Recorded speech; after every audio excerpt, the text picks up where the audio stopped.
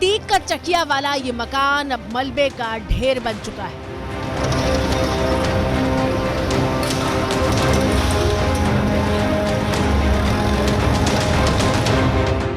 लेकिन इसी मकान की चार दीवारी के भीतर पहले उमेश पाल हत्याकांड की साजिश रची गई थी और फिर उसे अंजाम तक पहुंचाया गया था। 24 फरवरी को उमेश पाल को जान से मारने का पूरा प्लान तैयार हो चुका था।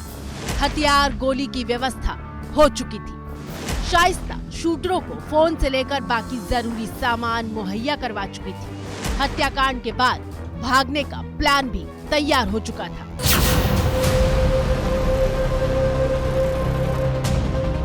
पुलिस सूत्रों के मुताबिक अतीक अहमद के घर पर हेल्पर का काम करने वाले राकेश ने पूछताछ में बताया कि 23 फरवरी की रात को शाइस्ता परवीन की मौजूदगी में असद और सभी शूटरों ने पार्टी की थी और 24 फरवरी को उमेश पाल की हत्या हो गई थी।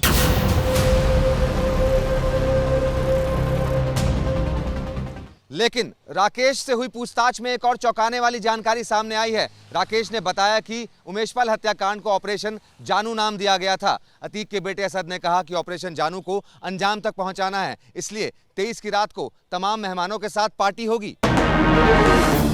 इतना ही नहीं, अतीक का बेटा असद और उसके नाबालिग भाई के बीच हुई मोबाइल चैट में भी इस बात की पुष्टि हुई है कि उमेश पाल हत्याकांड को ऑपरेशन जानू का नाम दिया गया है। राकेश के मोबाइल पर वो चैट भी पुलिस ने बरामद कर लिया है, जिसमें असद ने पार्टी के लिए तमाम सामान लाने के लिए कहा था।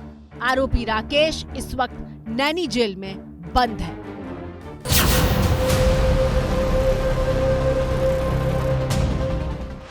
अब सवाल यह है कि उमेश पाल हत्याकांड को ऑपरेशन जानू का ही नाम क्यों दिया गया? क्या ऑपरेशन जानू नाम के पीछे भी कोई रहस्य छिपा है? पुलिस चप्पे चप्पे पर शाइस्ता को तलाश रही है। जांच एजेंसियां शाइस्ता की तलाश में जगह जगह दबिश दे रही हैं और अब पुलिस ने शाइस्ता को भागने में मदद करने वाले 7 वकीलों और 20 दूसरे लोगों की निशानदेही की है। ये वो लोग हैं जो शाइस्ता की पैसों से भी मदद कर रहे हैं।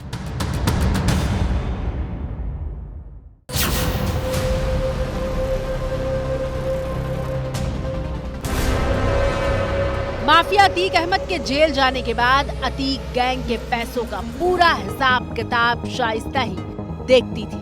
उमेश पाल हत्याकांड के बाद तमाम शूटर सीधे शाइस्ता के पास ही पहुंचे थे और शाइस्ता ने खुद अपने हाथ से शूटरों को भागने से पहले पैसे दिए थे।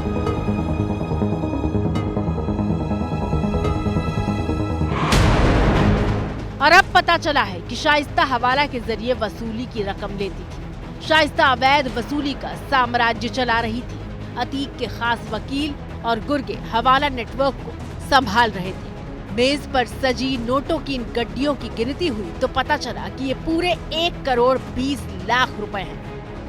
जांच टीम को उमेश पाल हत्याकांड से पहले 13 जनवरी को एक हवाला ट्रांजैक्शन के बारे में पता चला है। हवाला के जरिए 1 करोड़ 20 लाख रुपए अतीक एंड कंपनी को भेजे गए थे। सवाल यह है कि हवाला ऑपरेटर अतीक को ये पैसे क्यों दे रहा था? हवाला का पैसा शाइस्ता तक पहुंचता कैसे था, वो देखिए। हवाला के जरिए आने वाले पैसे सबसे पहले अतीक के वकील सुलैत हनीफ के पास पहुंचते थे।